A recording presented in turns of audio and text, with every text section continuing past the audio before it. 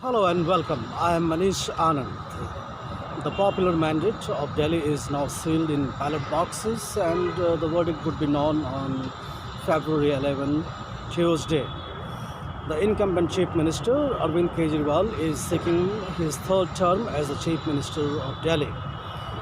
Delhi got its Legislative Assembly in 1993, and the first election was won by the BJP. That was the time when BJP was fast emerging on the national political scene on the back of the Ram Janambhoomi movement, which was spearheaded by L.K. Advani. Madan Lal Khurana, he was the popular face of the BJP, and he became the first Chief Minister of Delhi. From 1993 to 1998, BJP gave three chief ministers, and besides Madan Lal Khurana, Sahib Singh Verma and Sushma Swaraj very briefly became the chief ministers. Since 1998, BJP has been out of power in Delhi. From 1998 till 2013, Sheila Dikshit of the Congress had been chief minister for about 15 years. She was a very popular chief minister, winning three mandates. And after that, Delhi was home to the mass, or limited mass agitation, we may call, and led by Arvind Anna Hazare and his protege, Arvind Kejriwal.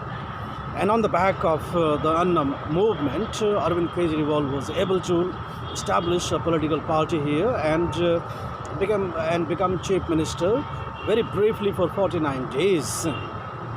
Being the national capital, Delhi is home to a lot of migrant population, and in 1970s and whole of 1980s, the politicians joined hands with the land mafia and started plotting colonies on government lands, even agricultural lands, and by that process, almost about 1700 unauthorized colonies mushroomed in all parts of the national capital.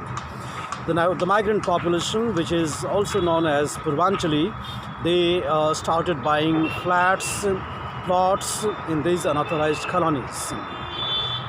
As on date, these Purvanchalis constitute roughly about 40% of the population of Delhi. And the Modi government at last,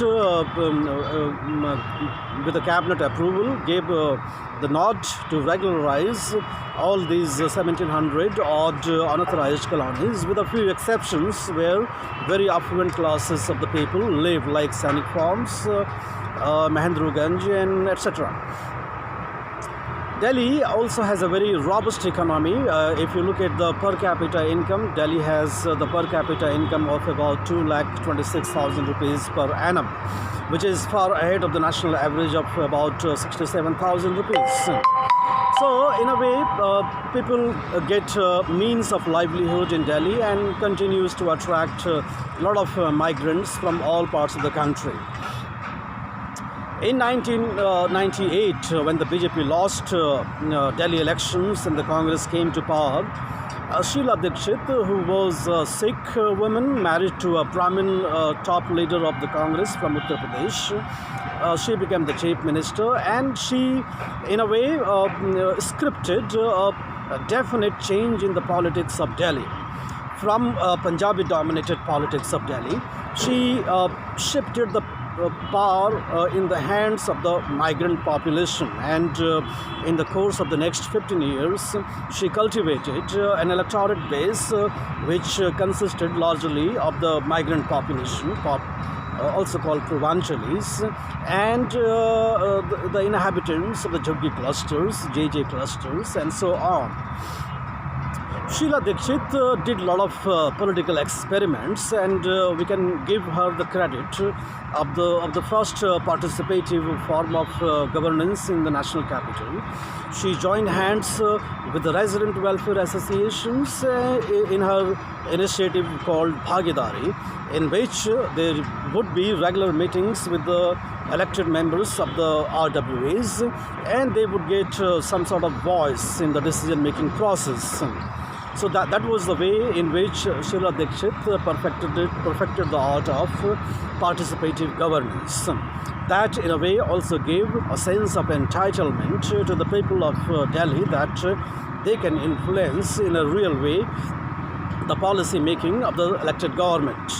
So it is not like that in 5 years somebody votes and forget about the government.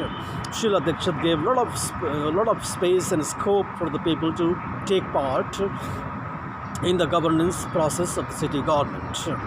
Besides that, Sheila Dikshit also did one thing which maybe her legacy was that she, in a way, singled out a few schools in the city which she called the Pratibha School, where the meritorious students would get admissions, and she would send the best of the teachers in the government role, and they will educate these children. These Pratibha schools, in the course of next 1 decade, became the most sought after, and the parents would come to the politicians and the ministers to get their wards admitted in this Pratibha school. Besides this, Delhi, being a very fast expanding city in population numbers, Delhi also faced a lot of water shortage. And Sheila Dikshit, in her times, she tried to build the drinking potable water network in all parts of the national capital. She brought water to the Sonia Vihar water treatment plant, and a lot of Trans-Yamuna areas in South Delhi found that their water problem was largely addressed. So that was the legacy of Sheila Dikshit. In the first 2 terms of Sheila Dikshit, she faced a lot of internal challenge within the Congress when Ram Babu Sharma, who was the president of the Congress of the Delhi unit, created a lot of problems for Sheila Dikshit.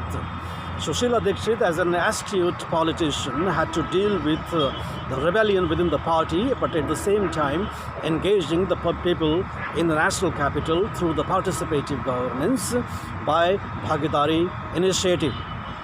So that Bhagidari initiative ensured that the people had a sense of entitlement, and they became a political voice of Sheila Dikshit, and she nursed an independent electoral constituency which was independent of the party.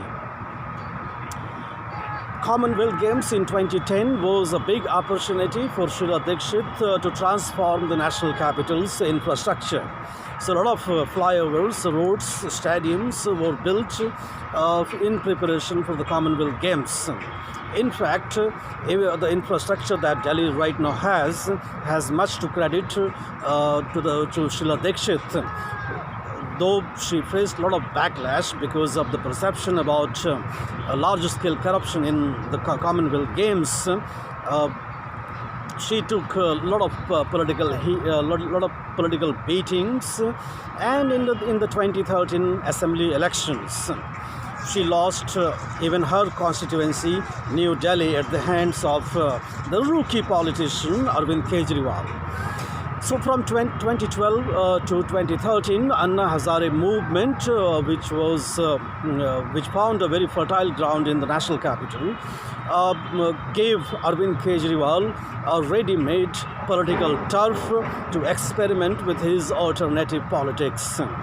So we got a new political party, and with the people at that time quite angry with the Congress because of the perception of the corruption, and the BJP, lacking the leadership to fill the vacuum, voted for the Aam Aadmi Party. So first coming to power with the help of the Congress for 49 days. In the next elections in 2015, Arvind Kejriwal was able to sweep Delhi and won 67 assembly seats out of 70. So BJP was reduced to just 3 seats.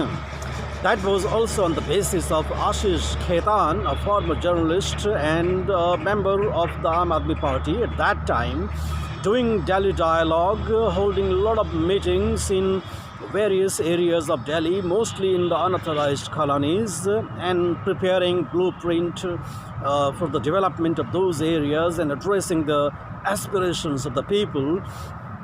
gave the Aam Aadmi Party a ready-made script to build a popular mandate.